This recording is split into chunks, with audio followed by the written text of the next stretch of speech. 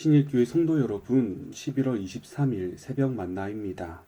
오늘 하루 주님을 즐거이 하며 동행하시는 은혜의 날이 되시기를 축복합니다. 오늘 우리가 나눌 하나님의 말씀은 디모데후서 2장 3절에서 7절의 말씀입니다. 본문의 말씀을 제가 읽도록 하겠습니다. 너는 그리스도 예수의 좋은 병사로 나와 함께 고난을 받으라. 병사로 복무하는 자는 자기 생활에 얽매는 자가 하나도 없나니 이는 병사로 모집한 자를 기쁘게 하려 함이라. 경기하는 자가 법대로 경기하지 아니하면 승리의 관을 얻지 못할 것이며 수고하는 농부가 곡식을 먼저 받는 것이 마땅하니라. 내가 말하는 것을 생각해 보라. 주께서 범사에 내게 총명을 주시리라. 아멘. 바울은 자신이 옥에 갇히게 되는 절망적인 상황에 놓이게 되었지만 그곳에서 디모데를 동역자로 생각하고 또 사랑하고 그의 사역을 위해 늘 기도했습니다. 디모데 안에 있는 그리스도를 향한 믿음을 보았기 때문입니다. 이전 1절과 2절의 말씀에서 바울은 디모데를 향하여 그리스도 예수 안에 있는 은혜 가운데 강하라 라고 말했었습니다. 오늘 본문에서 사도 바울은 디모데를 격려하고 또한 더욱 강하게 하기 위해 디모데를 세 가지 인물로 묘사하는데요. 병사와 경기자 그리고 농부가 바로 그것입니다. 각각의 의미를 살펴보도록 하겠습니다. 바울은 먼저 디모데가 병사와 같다고 말합니다. 여기서 병사는 전쟁터에 나가 있는 병사를 의미합니다. 디모데가 사역하는 에베소 교회 안에는 여러 가지 문제가 있었죠. 거짓 교사들의 문제가 있었고 또 분열의 문제가 있었습니다. 디모데는 이러한 문제점들이 도사리고 있는 에베소 교회에서 그 문제를 바로잡으며 성도들을 거짓 가르침으로부터 보호해야 하는 중요한 임무를 맡고 있었습니다. 디모데의 이러한 모습들이 바울에게는 전쟁터에 나가 있는 병사와 같이 보였던 것입니다. 전쟁 속에 참된 병사는 혼돈의 도가니 속에서 자신의 생활을 염려하지 않습니다. 그에게는 자신을 이곳으로 보낸 왕에게 승리를 안겨줄 마음만 있을 뿐입니다. 병사로 나간 사람이 전쟁을 할 때 자기 몸을 사리고 위험한 순간에 도망친다면 그 사람은 분명히 좋은 병사가 아닐 것입니다. 바울은 이 병사가 해야 할 일을 말하는데 3절에서 좋은 병사로 나와 함께 고난을 받으라고 말합니다. 디모데는 알아야 합니다. 자기 혼자 전쟁터에 나간 것이 아니라는 것을 말입니다. 바울 역시 그 전쟁에 나가 두려움 없이 자신의 목숨을 내놓고 전쟁을 치르고 있는 중입니다. 옥에서 말입니다. 바울이 디모데에게 이렇게 말할 수 있는 이유는 전쟁터에 나가서 그 고난을 감수하고 고난 받기를 간청할 수 있었던 이유는 우리를 그 전쟁터로 보낸 분은 하나님이신 것을 바울은 알았기 때문입니다. 그렇기 때문에 목숨 바칠 만하다는 것입니다. 바울은 이어서 두 번째 비유를 합니다. 이번에는 경기하는 운동선수의 비유입니다. 디모데는 마라톤을 달리는 경주자였습니다. 신앙생활은 마라톤 경주와 같습니다. 단거리는 잠깐 동안 모든 힘을 다해 달리고 끝나지만 마라톤은 오랫동안 쉬지 않고 달려야 합니다. 단거리보다 피로도가 훨씬 크다고 합니다.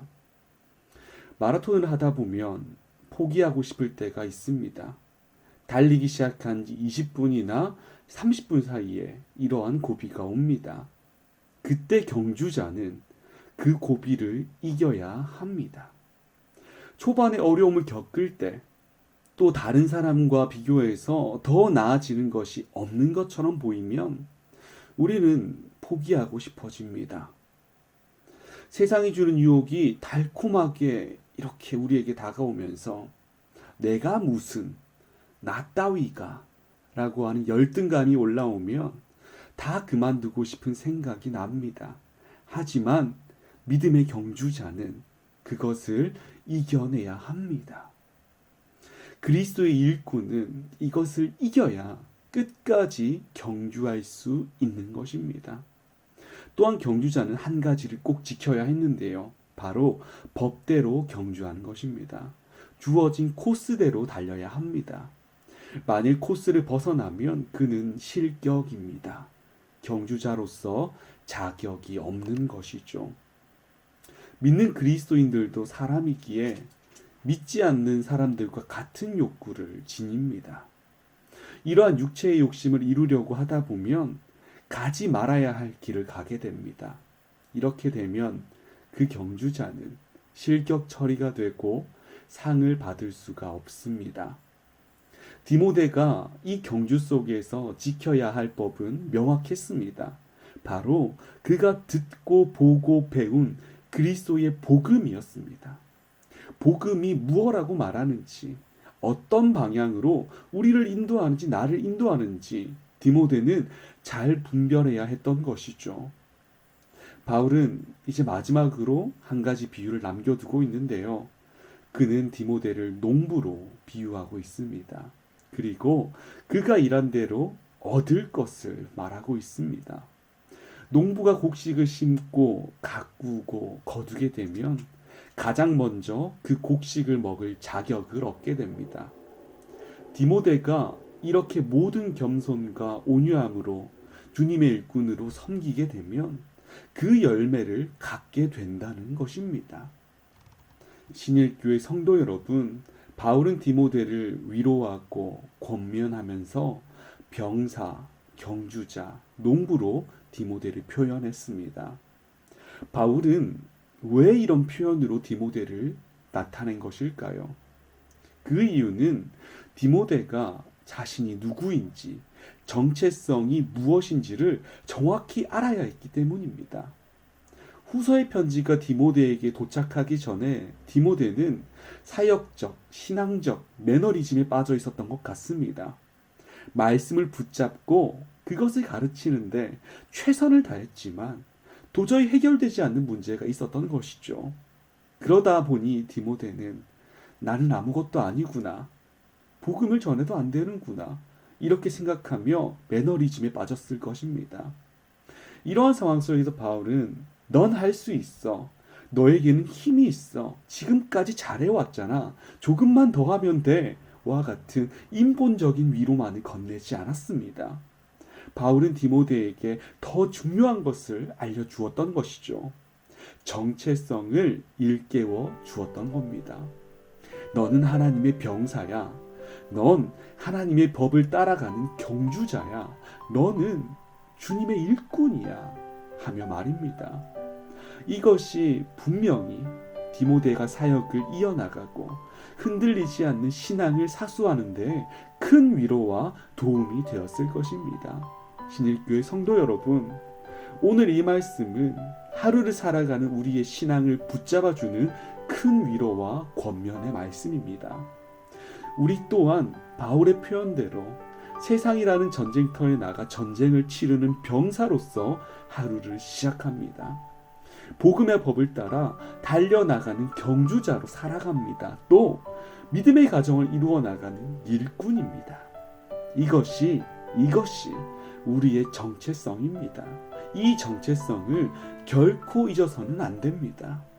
오늘 하루 치열하게 살아가실 것인데 그 치열함 속에서 정체성을 잊지 않는 냉정함을 유지하시는 은혜의 날이 되시기를 주님의 이름으로 축복하고 기도합니다. 기도하겠습니다.